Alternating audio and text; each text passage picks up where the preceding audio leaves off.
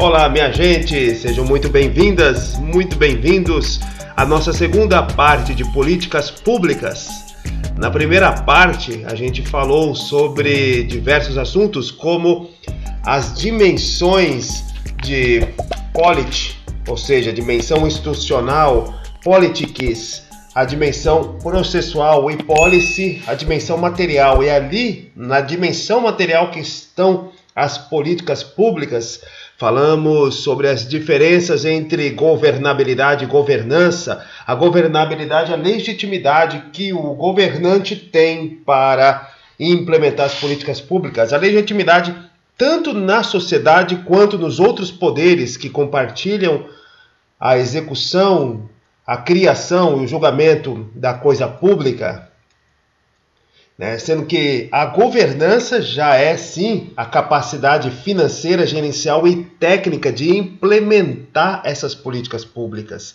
São duas coisas completamente diferentes neste interim. Falamos também sobre o ciclo das políticas públicas, o problema, como que ele é definido nas suas demandas, se a demanda é nova, recorrente ou reprimida, e como que ele vai entrar ou não na agenda, vai ser discutido, a necessidade de saber o problema exato, se existe uma viabilidade técnica para ser implementado e se tem vontade política, como a gente explicou nos exemplos da política pública necessária, que seria a pavimentação da rodovia 319, Falamos também sobre outros exemplos, como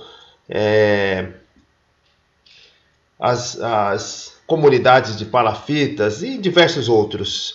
Aí da agenda nós temos a formulação, a implementação da política pública, a avaliação dela. Na avaliação dissemos sobre a eficácia, a efetividade e eficiência. Enfim, tratamos de todos esses assuntos. E hoje vamos dar sequência aqui à questão da política pública. A questão é o seguinte: como dissemos, nas dimensões material, processual e institucional, nós temos o sistema político ali funcionando. O sistema político ele vai receber apoio de diversos entes. As demandas que chegam, que são os problemas no ciclo das políticas públicas, e esse sistema político vai processar tudo isso. E diante desse processo ele vai tomar decisões políticas e decisões públicas em si. Enfim, como dissemos também, vai se verificar o problema em si, quanto tempo ele existe, as soluções viáveis e o interesse político. Agora é o seguinte, podemos classificá-las de forma a dizer, esta política pública ela é tal tipo, esta outra de outro tipo, né? Sendo que, conforme falamos no último áudio, o resumo, as políticas públicas são as ações que o Estado tem visando melhorar a sociedade como um todo, o conjunto de grupos, de organizações, né? Temos as organizações econômicas, sociais, ambientais, e todas elas são feitas por pessoas. As pessoas formam grupos, e enfim, nós temos uma coisa gigantesca chamada sociedade, ainda mais as modernas, que são extremamente plurais, e por isso que as políticas públicas elas podem ser categorizadas de acordo com o seu fim, que vai mexer com esses grupos de pessoas, com essas organizações. Segundo o autor Theodore Lowen, as políticas públicas elas podem ser classificadas em 4. E isso é muito interessante, porque nós podemos até fazer uma ligação com o que já tratamos lá na playlist de administração financeira orçamentária, quando lá no primeiro capítulo, primeiro áudio, resumo, não vou falar capítulo, que não é livro, mas Lá no primeiro, a gente tratou de dissecar sobre as funções econômicas do governo. As funções alocativa, distributiva e estabilizadora. Ela tem muito a ver com a classificação aqui das políticas públicas. Como dissemos, a política pública é uma ação do governo para tentar melhorar a sociedade. Pode melhorar por várias formas. E aí essas formas, segundo Theodore Lowen, são 4. Existem, claro, diversos outros modelos que podem ser de outras categorias, mas vamos aqui focar no Theodore Lowen. As políticas públicas, segundo o autor, ele pode ser distributivas, constitutivas ou estruturadoras, redistributivas e regulatórias. São 4 então, hein? Distributivas, constitutivas, redistributivas, regulatórias. Vamos começar pela distributiva. Para explicar aqui, a distributiva é o Estado, ele tem o poder, ele é soberano, é claro, ele é escolhido pelo povo no Estado democrático de direito, no sistema legitimado pela nação. Então esse Estado ele está ali organizado, ele tem acesso a todos os recursos da nação. E os recursos da nação, eles podem ser distribuídos de forma igualitária a grande parte dos grupos que estavam ali. Vamos dizer ali os royalties do petróleo, vamos dizer a distribuição das riquezas nacionais com relação à venda de tais minerais, tributações, etc. E aí existe, então, processamento por parte do órgão federal, ou do órgão estadual ou municipal, e com esses recursos em mão, haverá distribuição para os grupos que estão ali fazendo parte daquela sociedade.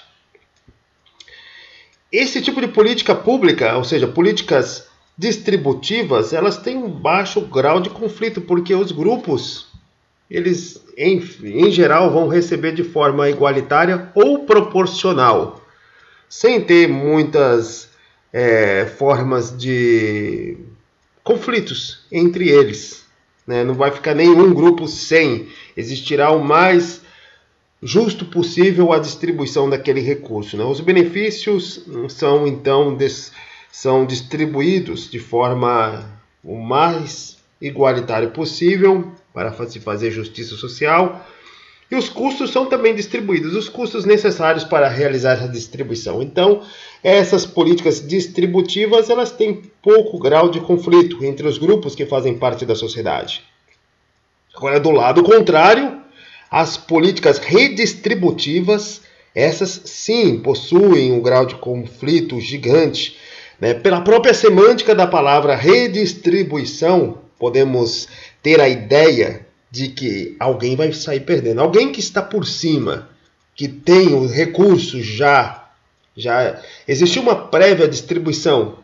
Aí não importa exatamente como que ela foi feita, se ela foi feita de forma justa, se ela foi um processo histórico injusto, se foi através de opressão, se foi através de mérito e outras coisas.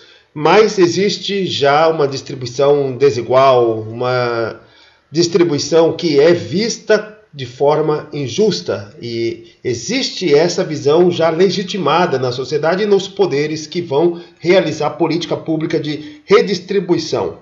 E aí vai ter alto grau de conflito, porque quem tem a vantagem não quer perder. Quem tem a grande parte desses recursos não quer distribuir, porque ele está por cima, ele tem a grande parte do excedente que deveria ser distribuído a toda a população. E aí que entra o governo, pois se quem está no poder está legitimado pela maioria da população e a sua visão compartilhada de que existe uma injustiça, então ele pode, e se ele tiver força política, ele vai fazer a política redistributiva.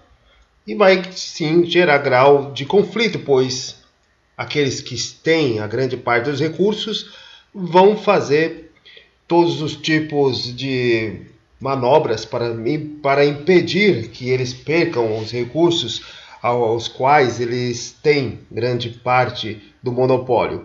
Um exemplo é a reforma agrária. A reforma agrária desagrada grande parte dos latifundiários. Os latifundiários eles têm a grande parte das terras do Brasil, são poucas pessoas, e eles não querem perder essas possibilidades de ter todas essas terras. Vai criar um grau de polarização gigantesco na sociedade. Mas se o governo que estiver constituído tiver a força política e a legitimidade social, ele deve fazer essa política redistributiva. A terceira parte, a terceira categoria das políticas públicas, segundo Theodore Lowy, vai ser as políticas constitutivas, ou podemos também chamá-las de estruturadoras.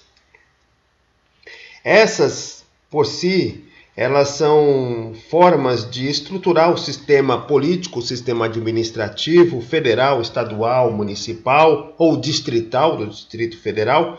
Ou seja, elas vão fazer as regras do jogo, elas vão colocar as regras, vão dizer como deve se fazer a política pública com aquela coisa que se está sendo estabelecida.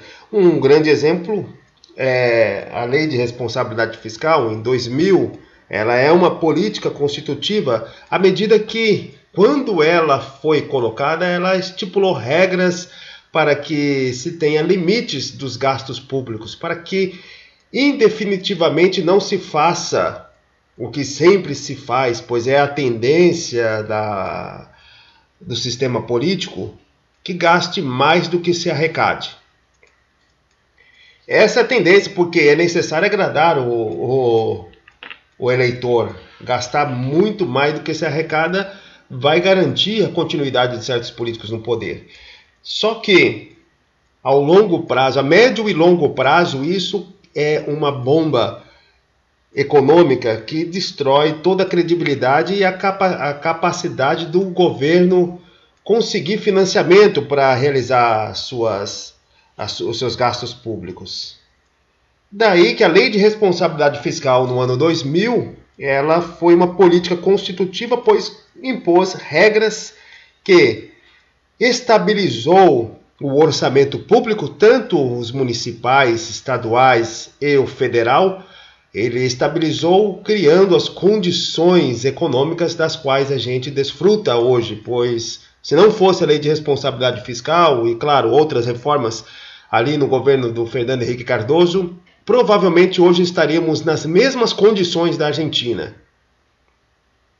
Mas vamos lá para a quarta categoria de política pública, segundo Theodore Lowy. Só lembrando que a primeira categoria que falamos é a distributiva, a segunda, redistributiva, a terceira, a constitutiva, e a quarta é a política regulatória. A regulatória, ela tende a colocar o sistema em equilíbrio para que não gere problemas. Ela está muito ligada ali à questão, das funções econômicas do governo como a função estabilizadora. Em termos econômicos, busca aqueles objetivos básicos da economia, que é manter o nível de emprego de forma positiva, diminuir o desemprego, manter a inflação sob controle e estimular o crescimento econômico. São esses objetivos básicos de qualquer política econômica. Claro que aí vai depender da ideologia, de como que é interpretado pelos governantes que estão ali constituídos a política necessária para realizar a estabilidade da economia. Pois se tivermos em tempos conturbados e o político for muito mais a linha neoliberal, ele vai tender, se ele for ignorante em economia, vai tender a achar que nesse momento não se pode fazer nada. pois até mesmo alguns escritores liberais dizem que é necessário gastar. Agora, se o político estiver muito mais alinhado com o keynesianismo, ele vai utilizar a política pública de gastar para criar demanda, estimular a demanda e tentar fazer com que a economia volte a crescer. Então, são essas as 4 categorias, segundo Theodore Lowy, né? Políticas distributivas, políticas redistributivas, políticas constitutivas e políticas regulatórias. Como eu disse, elas podem sim ser ligadas às funções econômicas do governo, né? A função alocativa, aquela que vai oferecer ao Estado, às pessoas, serviços públicos, a distributiva e a estabilizadora. Poderíamos puxar diversos pontos, né, como a estabilizadora. Nós podemos falar lá do anexo da LDO, os anexos, principalmente o específico da Lei de Diretrizes Orçamentárias, que só tem na União e trata das funções estabilizadoras, ou seja, política econômica, creditícia, política de monetária, taxas de juros, todas essas aí estão lá no anexo da Lei de Diretrizes Orçamentárias, mas não é esse o ponto aqui que nós estamos tratando. Mas tratamos lá na playlist de Administração Financeira Orçamentária. Nós temos outros modelos, vários outros modelos que não vamos tratar deles aqui específicos, né? Porque senão seria um gasto de tempo muito grande, pois existem diversos outros. Nós já falamos também sobre o porquê algumas demandas sociais, problemas entram na agenda e outros não. Falamos ali dos problemas que são apresentados da sociedade para seus governantes, ou seja, as demandas sociais, elas podem ser novas, recorrentes ou reprimidas.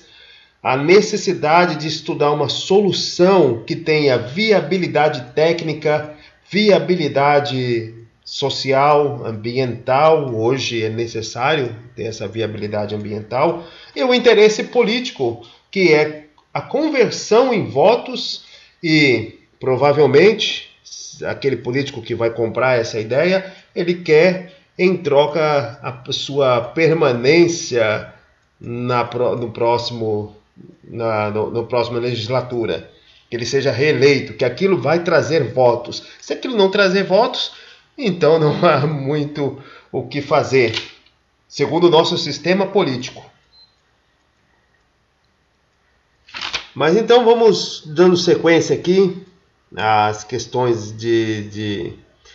das políticas públicas, né, que nós podemos falar sobre as decisões tomadas, né, o objetivo dessas decisões, né, que podemos colocar uma lupa nesse processo das políticas públicas e saber o porquê, então, se tem uma decisão na política pública para não só o objetivo de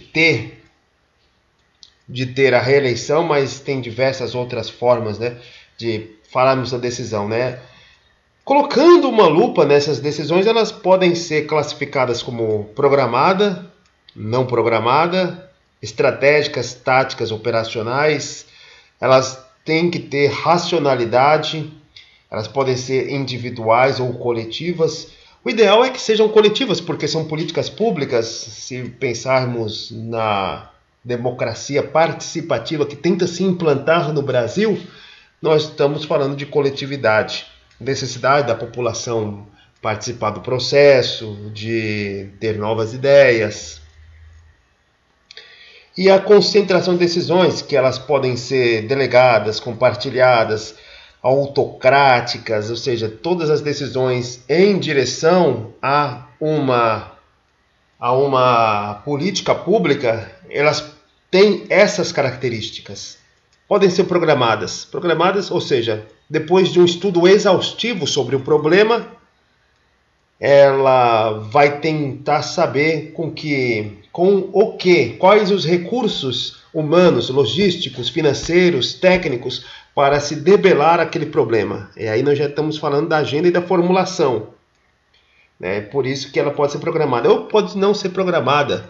Né? Um problema apresentou-se sem ter sido verificado, né, que nós temos as enchentes no Rio Grande do Sul no ano passado, a Covid em 2020, todas essas emergências, elas são postas, elas não estão previstas de forma de uma forma realmente fácil de acontecer. Elas não foram totalmente previstas, aí elas não são programadas. É claro que lá no orçamento público, conforme já também tratamos nas nossas aulas ali de administração financeira orçamentária, aulas não, resumos.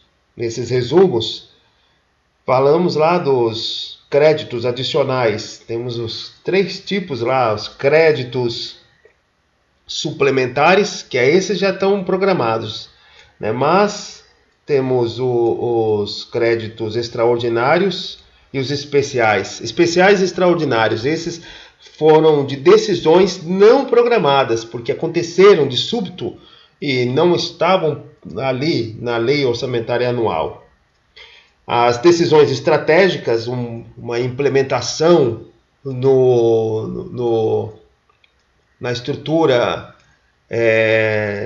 vamos dizer, existe um gargalo para o crescimento econômico e esse gargalo é estrutural. Por exemplo, uma ponte que caiu entre 2 estados, né, Piauí e Maranhão, e essa ponte caiu, ela atrapalhou ali a parte da economia da região e é um gargalo. Então ela tem que ser, se ela caiu, ela não é programada, né? Mas vamos dizer, a construção de uma nova ponte, aí ela vai ser estratégica.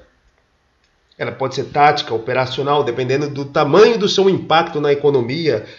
Ela, claro, tem que ser de racionalidade a decisão que você vai colocar. Às vezes pode ser intuitiva.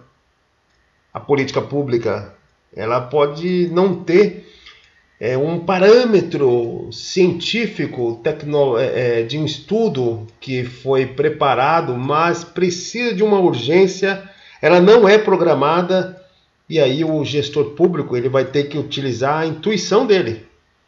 Vamos dizer, uma guerra, um movimento que se faz para debelar ameaças de um outro povo ao território nacional. E às vezes isso tem que ser uma decisão intuitiva. Fala, mas isso é política externa, mas também é política pública, pois tudo é política pública. Pode ser individual ou coletiva.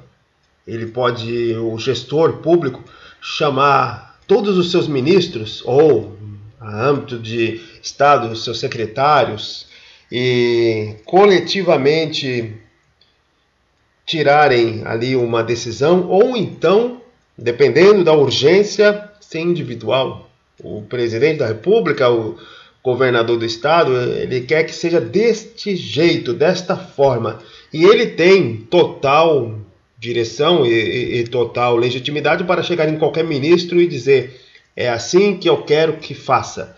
Mas mesmo o ministro que sabe que o presidente não conhece do seu assunto, ele tem que obedecer, porque o cargo dele depende da decisão do presidente da República. Ele pode simplesmente mandar embora, né? Se naquele momento, digamos, exista uma necessidade para se tomar a direção de uma política pública em saúde e o presidente não quer que aquela direção seja tomada, ele tira o ministro e coloca um outro que esteja de acordo com os seus objetivos. Se não, ele troca novamente até fazer o que ele quer, pois ele é o presidente da República.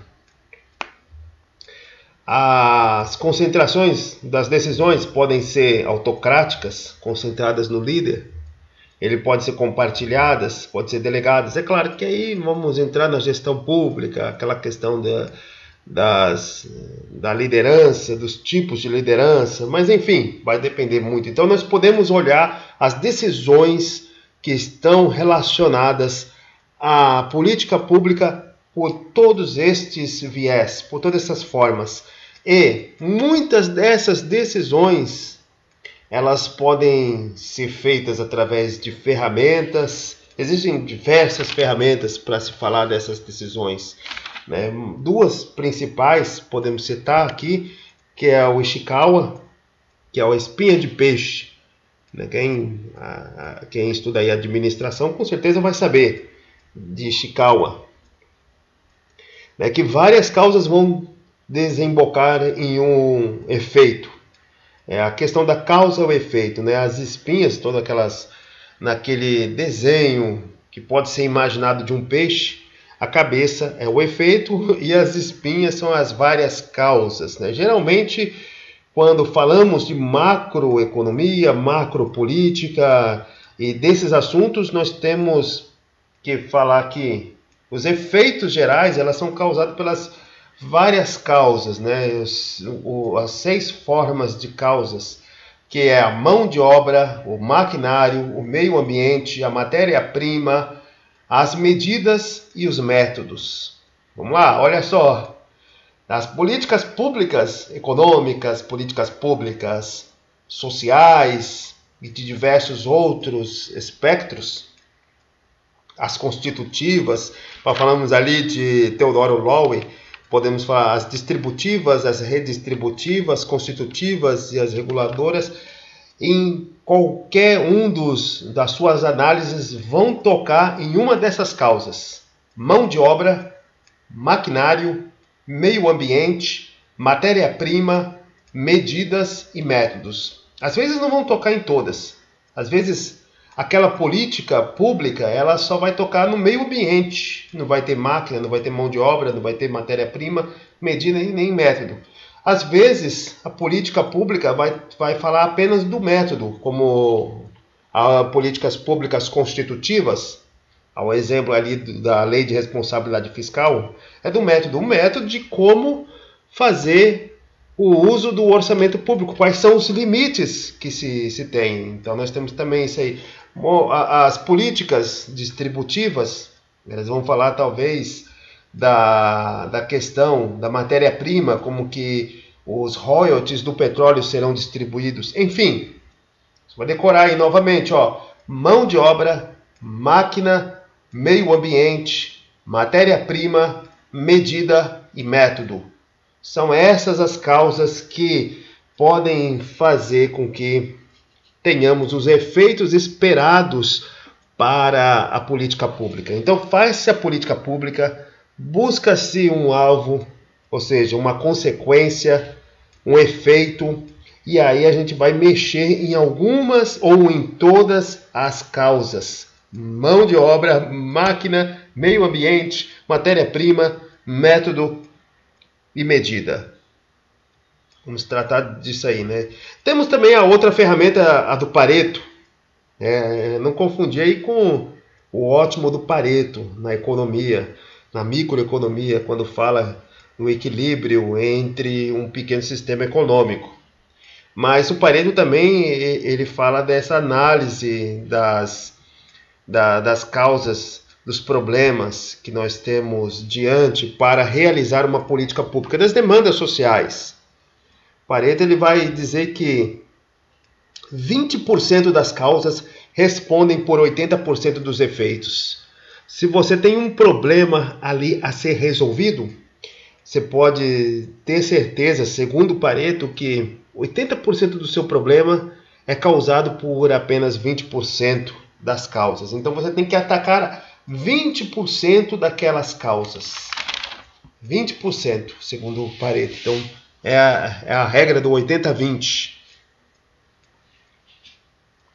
Mas é necessário entender que o processo decisório também pode ter problemas.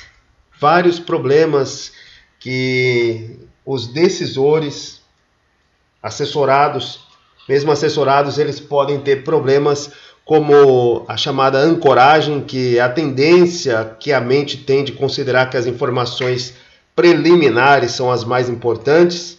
Às vezes, informações que chegam depois são muito mais importantes para a análise do problema, mas aquela que chegou de imediato, como que foi apresentado o problema, o decisor pode ter essa impressão de que é muito mais importante resolver aquele problema ali, que é aquela situação, né? Sendo aquele aspecto do problema não é tão importante.